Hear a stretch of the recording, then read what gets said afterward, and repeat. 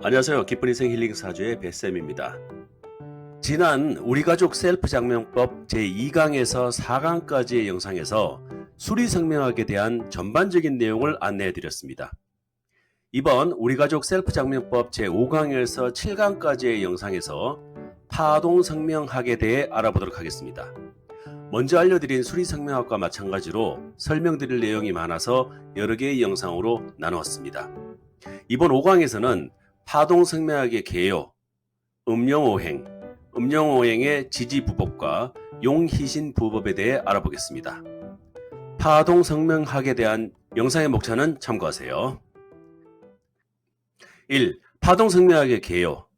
파동성명학은 사람의 타고난 생년월일시에 따라서 그 사람에게 고유의 진동수가 있고 고유의 에너지가 있는데, 이름을 장명할 적에 그 사람 고유의 에너지와 진동수에 맞게끔 불러주는 이름을 장명하면 그 사람의 좋은 기운을 더욱더 흥복시킬 수 있다는 개념의 성명학입니다.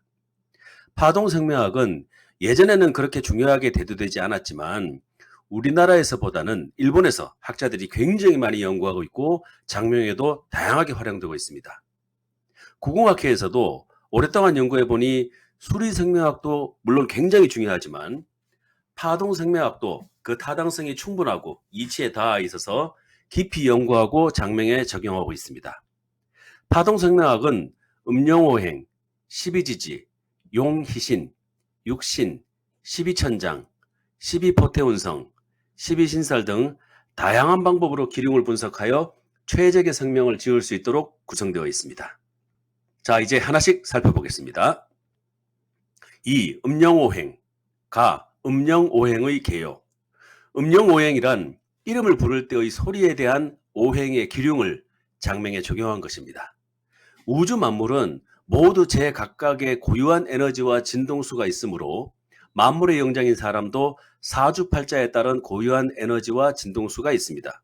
따라서 이름도 서로 상생하는 음영의 오행에 맞추어 지으면 남이 나의 이름을 부를 때마다 상생의 작용이 증폭하여 기락의 운명에 작용하게 됩니다.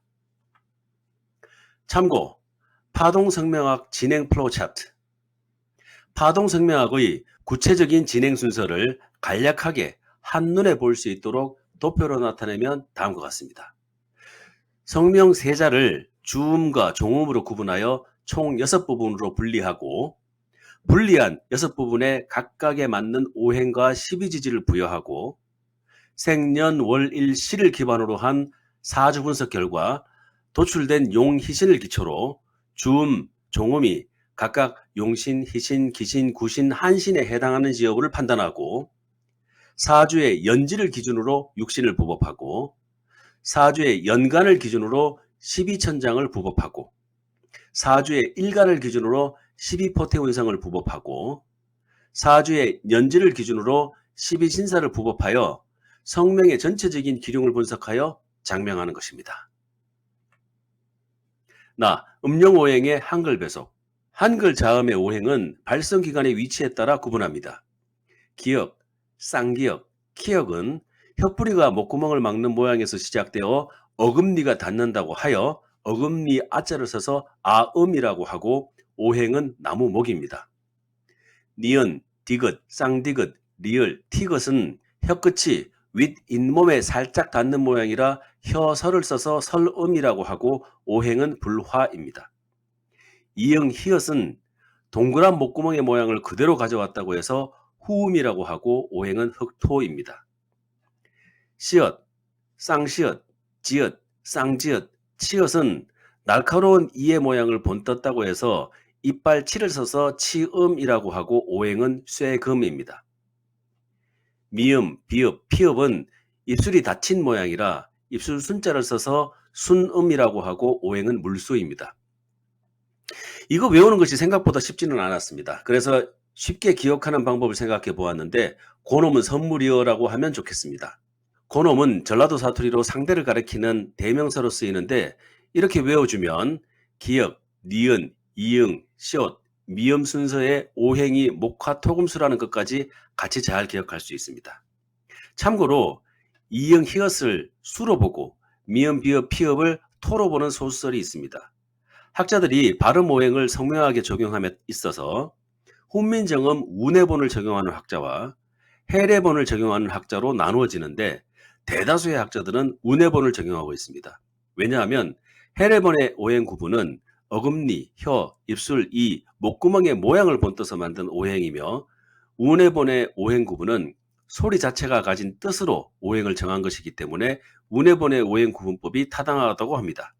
국웅학회에서는 다수설을 채택하고 있으며 본 영상도 이에 근거하고 있습니다. 다, 주음과 종음.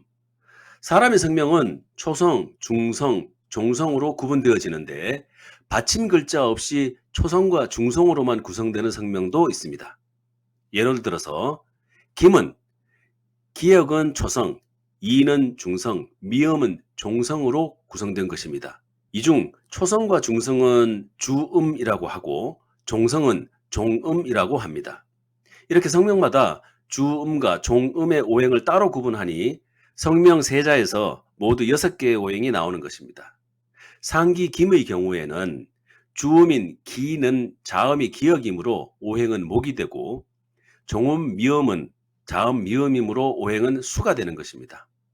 단 성이 두 글자인 경우에는 각각 별도의 행을 만들어서 주음과 종음을 따집니다. 즉 성이 두 글자이니까 각각 주음, 종음으로 구분해서 총 8개로 구분되는 것입니다. 해서 모두 8개의 오행이 나오게 되는 것입니다. 예시입니다. 홍길동이라는 이름으로 주음, 종음으로 구분하고 오행을 배분하겠습니다.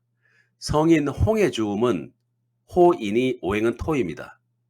성인 홍의 종음은 이응이니 오행은 토입니다. 이름 1인 길의 주음은 기이니 오행은 목입니다. 이름 1인 길의 종음은 리을이니 오행은 화입니다. 이름 2인 동의 주음은 도이니 오행은 화입니다. 이름 2인 동의 종음은 이응이니 오행은 토입니다. 라, 주음과 종음, 부법 기륭 분석. 성인 홍의 주음의 오행은 토이고 종음의 오행도 토입니다. 이렇게 동일한 오행이 같이 있는 경우를 비화되었다라고 하며 이 경우 무해무덕하다고 판단합니다. 무해무덕은 좋지도 나쁘지도 않다라는 의미로 큰 호들갑이나 변덕이 없는 평범함을 가리키는 말입니다. 이름 1인 길의 주음의 오행은 목이고 종음의 오행은 화입니다. 이 경우 목생화인이 상생되었다고 하여 길하다고 봅니다. 이름 2인 동의 주음의 오행은 화이고 종음의 오행은 토입니다. 이 경우 화생토인이 상생되었다라고 하여 길하다고 봅니다. 성은 바꿀 수가 없으니까 가장 중요한 것은 이름 1로 이름 1이 길한 것이 가장 중요합니다. 길의 주음, 종음의 오행 배합은 목생화로 상생이 되어 있으니 길하다고 봅니다. 오행의 점수가 5점까지이니까 이 경우 5점으로 배분합니다. 3. 음령오행의 지지부법. 가. 음령오행의 지지조견표. 도출된 오행에 대해 12지지를 부법할 순서입니다. 지지에 대한 오행을 부법하기 전에 12지지의 음량에 대해서 먼저 정의하겠습니다. 12지지는 자, 축, 인, 묘, 진, 사, 오, 미, 신, 유, 술, 해가 있습니다. 순서대로 양, 음으로 부법하면 됩니다. 자수는 양, 축토는 임목은 양, 묘목은 진토는 양, 사화는 오화는 양, 미토는 신금은 양, 유금은 술토는 양, 해수는 음이 됩니다. 다른 오행은 12지지와 음인지 양인지를 판단하고 부법하는 것이 어렵진 않지만 토 오행은 주의를 해야 합니다. 그 이유는 양토에 진토와 술토가 있고 음토에 축토, 미토가 있어서 각각 2개씩 있어서 그렇습니다. 4개의 토 오행의 12지지를 부법하는 방법은 다음과 같습니다. 토 오행이 속한 글자의 한자 획수에 따라서 4개 중에 적정한 토 지지를 배정합니다.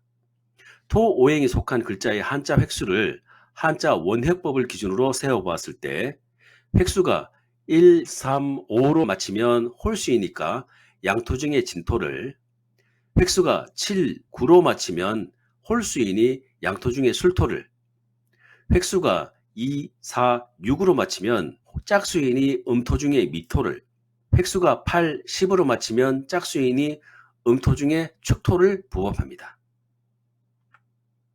예시입니다. 앞에서 홍길동이라는 이름으로 주음, 조음으로 구분하고 오행을 배분했습니다. 자, 그럼 이제 12지지를 부법해 보겠습니다. 12지지는 양과 음으로 나누어지는데 이 음양의 구분은 각 글자의 한자 획수를 기반으로 합니다. 예를 들어 한자의 획수가 홀수계이면 양, 짝수계이면 음이 됩니다. 만약 성이든 이름 1이든 이름 2이든 오행이 목 오행이 되었을 때 해당 글자의 획수가 홀수이면 양으로 보고 양목인 인목을 부법하고 짝수이면 음으로 보고 음목인 묘목을 부법합니다. 예를 들어 홍길동의 경우 각 글자의 획수는 홍은 10획으로 길은 6획으로 동은 12획으로 음이 됩니다. 성인 홍의 주음은 호인이 오행은 토입니다. 홍이 10획이니까 음인이 10획의 토인 축토가 됩니다. 성인 홍의 종음은 이응이니 오행은 토입니다. 마찬가지로 홍이 10획이니까 음인이 10획의 토인 축토가 됩니다. 이름 1인 길의 주음은 기인이 오행은 목입니다. 길이 6획이니 음이고 음목인 묘목이 됩니다. 이름 1인 길의 종음은 리을이니 오행은 화입니다. 길이 6획이니까 음인이 음화인 사화가 됩니다. 이름 2인 동의 주음은 도인이 오행은 화입니다. 동이 12획으로 음인이 음화인 사화가 됩니다. 이름 2인 동의 종음은 이응이니 오행은 토입니다. 동이 12획으로 음인이 2획의 토인 미토가 됩니다. 다 음용오행의 지지부법 사례 표기. 앞서 분석한 것의 결과를 토대로 정리하면 다음과 같습니다. 성인 홍의 주음은 호인이 오행은 토이고 12지지는 축토가 됩니다.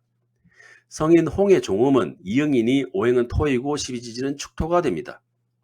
이름 1인 길의 주음은 기인이 오행은 목이고 12지지는 묘목이 됩니다.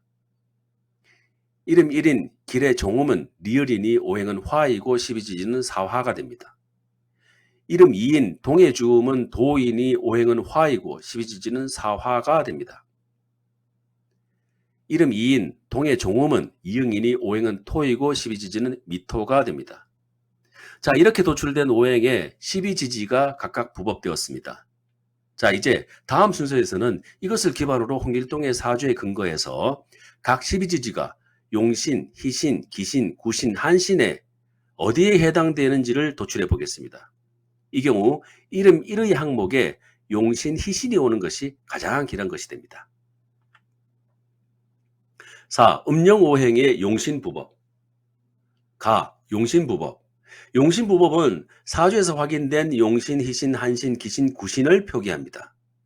홍길동의 사주를 모르니 일단 용신을 목이라고 가정한다면 장명시에 음오행이 목용신과 수희신에 해당하는 자획을 적용하여 이름을 지으면 기란장명이라고 보는 것입니다. 좀 더 세부적인 설명을 드리면 용신은 사주가 중화를 이루기 위해 필요한 오행이고 희신은 용신인 목을 도와주는 즉 생해주는 오행을 희신이라고 하는데 수생목이니 물수가 희신입니다. 기신은 용신인 목을 극하는 오행을 꺼릴 기자를 써서 기신이라고 하는데 금극목이니 쇠금이 기신입니다. 구신은 기신인 금을 도와주는 즉 생해주는 오행을 원수 구자를 써서 구신이라고 하는데 토생금이니 흑토가 구신입니다. 여기 네 가지에 포함되지 않는 오행을 한가할 한자를 써서 한신이라고 하는데 불화가 됩니다. 참고로 이 한신의 역할이 중요한데 한신은 기신을 극하는 오행입니다. 기신이 쇠금인데 한신이 불화이니 화극금으로 기신을 억누르는 것이죠. 그래서 언뜻 한신은 역할이 거의 없어 보이지만 한신을 잘 활용하면 용신에게 좋지 않은 기신을 극하니 나의 아군이 되는 셈입니다. 나 용신부법 사례. 앞에서 홍길동의 사주를 모르니 일단 용신을 목이라고 가정하고 용신 목, 희신 수, 기신 금, 구신 토, 한신 화로 배정하였습니다. 성인 홍의 주음은 호인이 오행은 토이고 12지지는 축토가 되니까 토오행은 구신입니다. 성인 홍의 종음은 이응인이 오행은 토이고 12지지는 축토가 되니 토오행은 구신입니다. 이름 1인 길의 주음은 기이니 오행은 목이고 12지지는 묘목이 되니 목오행은 용신입니다. 이름 1인 길의 종음은 리을이니 용신은 화이고 12지지는 사화가 되니 화오행은 한신입니다. 이름 2인 동의 주음은 도이니 오행은 화이고 12지지는 사화가 되니 화오행은 한신입니다. 이름 2인 동의 종음은 이응이니 오행은 토이고 12지지는 미토가 되니 토오행은 구신입니다. 이름 1에 용신, 희신이 오면 길한 것으로 보는데 용신이 왔으니까 12지지 용신 부법의 결과는 길하다고 봅니다. 다 용신 부법 사례에 대한 기륭 분석. 길흉 관계를 논할 적에는 파동학에서는 가장 중요하게 생각하는 부분을 이름 1에다가 포인트를 잡아줘야 합니다. 그러면 전부 다 이 이름의 파동이 우선은 주음, 종음이 상생관계를 유지해야 된다. 비화관계도 괜찮습니다. 그러면 성인 홍은 주음과 종음이 토토니까 비화가 돼 있고 이름 1인 길은 목생화로 상생이 돼 있고 이름 2인 동도 화생토로 상생이 됩니다. 그래서 우리가 주종 관계를 논하는 경우 지지오행을 논하는 경우 용신을 논하는 경우 모두 주음과 종음이 상생이 되니까 흉하지 않다는 얘기입니다. 그 다음에 용신을 논할 경우에는 이름 1에 용신하고 한신이 들어와 있죠. 흉하지 않다라고 합니다. 파동성명학은 첫 번째 성씨하고 이름 1, 이름 2가 주와 종의 관계에서 상생이 되느냐 상극이 되느냐 하는 것을 먼저 논해주는데 그 중에서 우리가 중점적으로 살펴야 될 부분은 이름 1에 해당되는 것입니다. 다 살펴볼 수 있으면 좋겠지만 성씨는 우리가 선조 때부터 정해져 있는 거죠. 바꿀 수가 없습니다. 이름도 두 가지가 다 똑같이 좋으면 너무 좋겠는데 두 가지 모두를 다 맞추기가 힘듭니다.